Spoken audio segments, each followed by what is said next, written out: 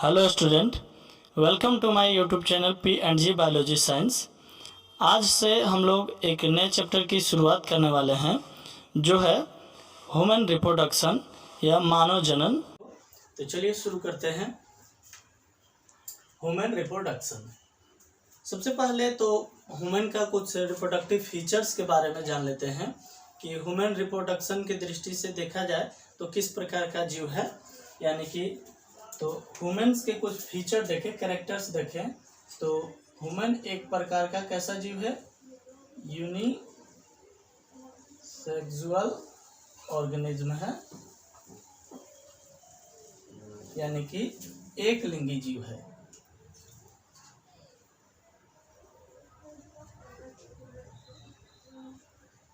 यानी ह्यूमन क्या है तो एक प्रकार का एक लिंगी जीव है, यूनिसेक्सुअल ऑर्गेनिज्म है।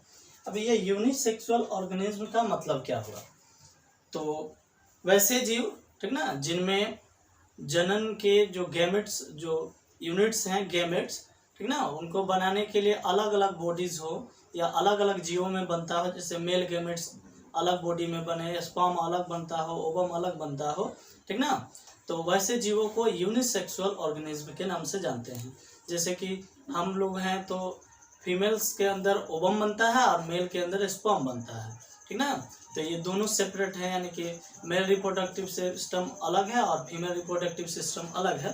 इसलिए ह्यूमन क्या है तो एक प्रकार का यूनिसेक्सुअल ऑर्गेनिज्म है, यानी कि एक लिंगी जीव है। ऐसे भी इस नेचर में बहुत से जीव हैं, जैसे कि यूनिसेक्सुअल ऑर्गेनिज्म हुआ, बाइसेक्सुअल ऑर्गेनिज्म हुआ। तो बाइसेक्सुअल ऑर्गेनिज्म के बारे में बात करें हम लोग तो बाइसेक्सुअल ऑर्गेनिज्म वो होते हैं जिनमें मेल और फीमेल रिप्रोडक्टिव सिस्टम दोनों एक साथ हो, उन्हें हम लोग बाइसेक्सुअल ऑर्गेनिज्म के नाम से जानते हैं। ठीक, तो ये यूनिसेक्सुअल ऑर्गेनिज्म टर्म आपको क्लियर हो गया होगा। दूसरा ह्यूमन्स का फीचर है कि ह्यूमन जो होता है वो बीबी पेरस होते हैं।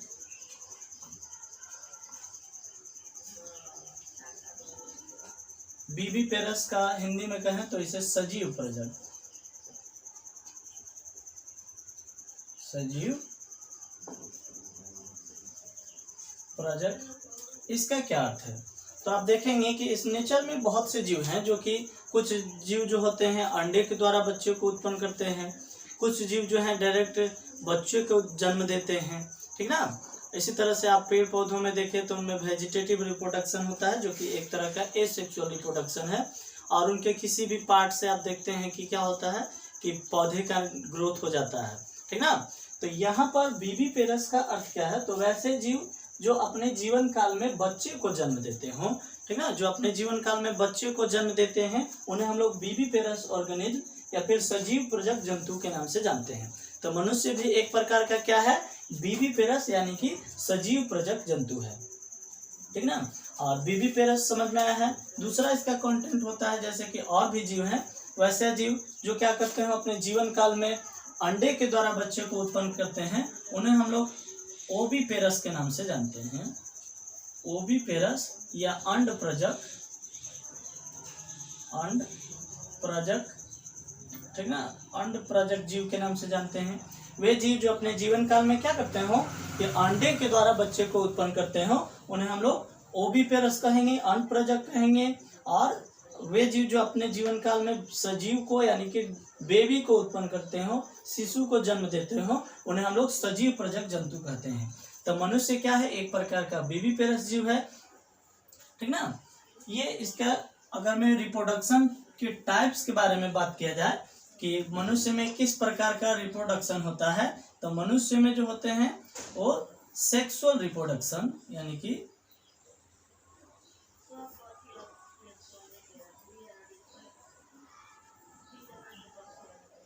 लैंगिक जनन होता है, लैंगिक जनन ठीक ना। यानी कि ये तीन कैरेक्टर्स हैं मनुष्य के जो याद रखेंगे आप।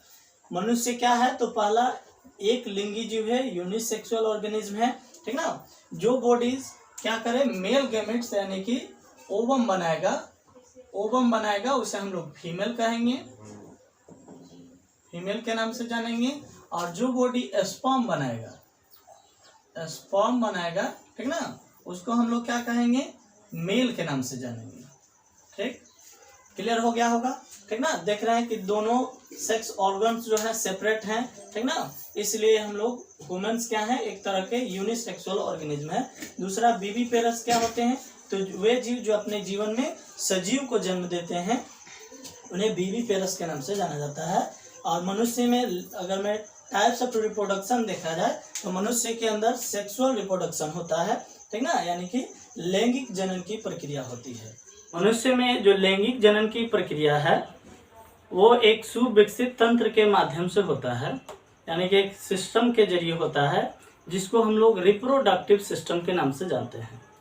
ठीक, मेल में मेल गैमेट्स यानी स्पर्म बनाने की जो प्रक्रिया है वो मेल रिप्रोडक्टिव सिस्टम के द्वारा होगा, और फीमेल में जो ओवम बनाने की प्रक्रिया है वो फीमेल रिप्रोडक्टिव सिस्टम के द्वारा होगा। अब हम लोग पढ़ेंगे कि मेल रिप्रोडक्टिव सिस्टम क्या होता है। ठीक, और मेल रिप्रोडक्टिव सिस्टम में कौन कौन से ऑर्गन लगे होते हैं और वो किस तरह से सिचुएटेड होते हैं। तो मेल के बारे में बात किया जाए तो मेल का जो रिप्रोडक्टिव पार्ट्स है या जो रिप्रोडक्टिव सिस्टम है वो सभी उसके उदर गुहा में स्थित होता है। ठीक, यानी कि पेल्विक रीजन में जो है वो स्थित होता है। लोकेशन वाइज देखा जाए कि मेल रिप्रोडक्टिव सिस्टम का लोकेशन क्या है, तो male reproductive system located on the pelvic cavity. ठीक, अब हम लोग बात कर लेते हैं कि मेल रिप्रोडक्टिव सिस्टम का जो ऑर्गन्स हैं या फिर मेल रिप्रोडक्टिव सिस्टम किस तरह से बना होता है। तो मेल रिप्रोडक्टिव सिस्टम के अंदर 3 तरह के अंग पाए जाते हैं। ठीक ना, पहला जो है उन्हें हम लोग प्राइमरी सेक्स ऑर्गन के नाम से जानते हैं, जिन्हें हिंदी में प्राथमिक जनन अंग के नाम से जाना जाता है। अब ये बात कर ले कि प्राथमिक जनन अंग क्या होते हैं, तो वे अंग जो स्पर्म को भी बनाए यानी कि गैमेट्स को भी बनाए और साथ साथ हार्मोन्स भी बनाते हो। ठीक ना, साथ साथ हार्मोन्स को भी बनाने के कार्य करते हो, उन्हें प्राथमिक सेक्स ऑर्गन्स के नाम से जाना जाता है, प्राइमरी सेक्स ऑर्गन के नाम से जाना जाता है, यानी प्राथमिक जनन अंग के नाम से जाना जाता है। जैसे मेल में बात किया जाए तो वृषण है यानी टेस्टिस है, और फीमेल्स के अंदर बात किया जाए तो ओवरी है। ठीक, ये दोनों जो है, मेल में टेस्टिस जो है प्राइमरी सेक्स ऑर्गन है और फीमेल में ओवरी जो है प्राइमरी सेक्स ऑर्गन है। प्राइमरी सेक्स ऑर्गन के बाद जो दूसरा ऑर्गन्स होते हैं उन्हें कहा जाता है एक्सेसरी रिप्रोडक्टिव ऑर्गन्स या सहायक जनन अंग। सहायक जनन अंग क्या होते हैं, तो ये वो जनन अंग होते हैं जो युग्मक यानी कि गैमेट्स के निर्माण में सहायता तो नहीं करते हैं, लेकिन रिप्रोडक्शन की अन्य क्रियाओं जैसे कोपुलेशन हो गया या फिर स्पर्म का कैरी करना, इन सभी क्रियाओं में सहायता करते हैं। ठीक ना, यानी कि वे जनन अंग जो क्या करते हो, रिप्रोडक्शन की अन्य जनन या फिर जनन की अन्य क्रियाओं में सहायता करते हो, उन्हें सहायक जनन अंग या एक्सेसरी रिप्रोडक्टिव ऑर्गन्स के नाम से जाना जाता है। एक्सेसरी रिप्रोडक्टिव ऑर्गन या सहायक जनन अंगों को 2 भागों में बांटा गया है, उनके दिखने या न दिखने के आधार पर। ठीक ना, जिन्हें हम लोग अगर में जो अंग दिख सकता है बाहरी तरीके से यानी कि बाह्य रूप से दिखता है उसे कहा जाता है external accessory reproductive organ. Reproductive organ के नाम से जाना जाता है, यानी कि उन्हें क्या कहेंगे, एक्सटर्नल एक्सेसरी रिप्रोडक्टिव ऑर्गन, यानी कि बाह्य सहायक जनन अंग जो बाहर से दिख सकते हो, और जो बाह्य रूप से दिखाई नहीं देते हैं उन्हें कहा जाता है इंटरनल एक्सेसरी रिप्रोडक्टिव ऑर्गन या फिर आंतरिक सहायक जनन अंग।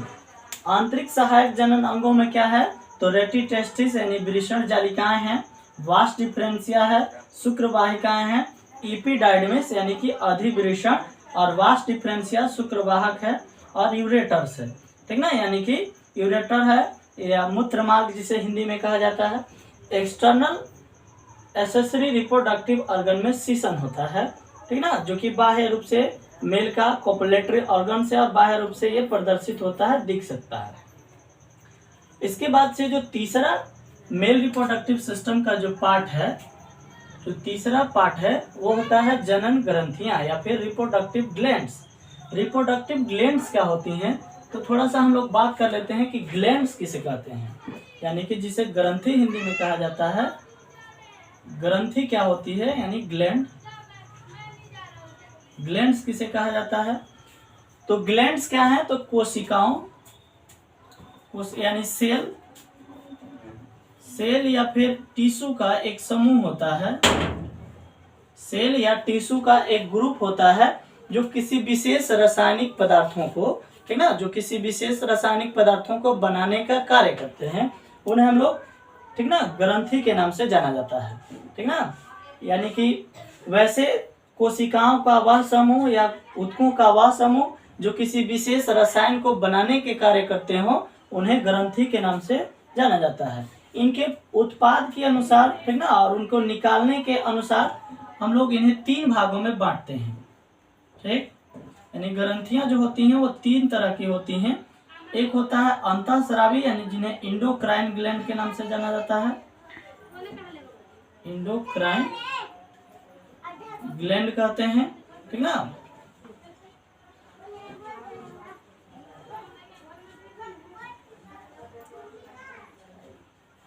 इंडोक्राइन ग्लैंड कहते हैं। और दूसरा होता है एक्सोक्राइन ग्लैंड।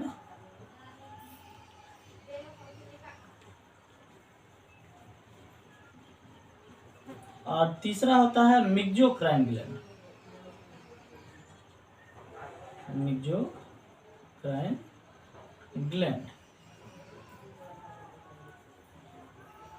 अब ये इंडोक्राइन ग्लैंड क्या है, तो वे ग्रंथियां जो हार्मोन बनाती हो उन्हें इंडोक्राइन कहेंगे, और जो एंजाइम बनाती हो उन्हें एक्सोक्राइन कहेंगे। और मेसोक्राइन क्या है, तो जो दोनों बनाती हो, ठीक ना, यानी हार्मोन और एंजाइम दोनों बनाती हो, उन्हें हम लोग क्या कहते हैं, तो एक्सोक्राइन ग्लैंड के नाम से जानते हैं। यहाँ पर जो रिप्रोडक्टिव ग्लैंड्स हैं जिनके बारे में हम लोग बात कर रहे हैं, तो सभी रिप्रोडक्टिव ग्लैंड्स जो हैं एक तरह का एक्सोक्राइन ग्लैंड होती हैं, ठीक। इसमें रिप्रोडक्टिव ग्लैंड में क्या क्या है, तो सेमाइनल वेसिकल्स है, जिसे हम लोग हिंदी में शुक्राशय कहते हैं। इनकी संख्या 2 होती है। और दूसरा ग्रंथि जो है प्रोस्टेट ग्लैंड है, जिसे पुरस्थ ग्रंथि के नाम से जाना जाता है, ठीक ना। इसकी संख्या 1 होती है, ठीक। और दूसरा है, नेक्स्ट है जो तीसरा ग्रंथि बल्बो यूरेथ्रल ग्लैंड है, ठीक ना। इनकी भी संख्या 2 होती है। ये जो है रिप्रोडक्टिव ग्लैंड्स हैं जो कि जनन की प्रक्रिया में सहायता प्रदान करते हैं, ठीक ना। तो ये आज हम लोगों ने जाना कि मेल रिप्रोडक्टिव सिस्टम के कौन कौन से पार्ट्स हैं। नेक्स्ट वीडियो में हम लोग जानेंगे कि ये किस तरह से दिखते हैं, कौन से ऑर्गन्स कहाँ पे सिचुएटेड होते हैं। एक डायग्राम के जरिए इसके बारे में हम लोग अगले लेक्चर में और डिटेल्स में इसको समझेंगे। ऐसे ही इंफॉर्मेटिव वीडियो के लिए और अपने पढ़ाई को कैरी ऑन रखने के लिए हमारे इस यूट्यूब चैनल को सब्सक्राइब कर लीजिए और बेल आइकन को दबा लीजिए, ताकि आने वाले वीडियो का नोटिफिकेशन आपको मिल सके।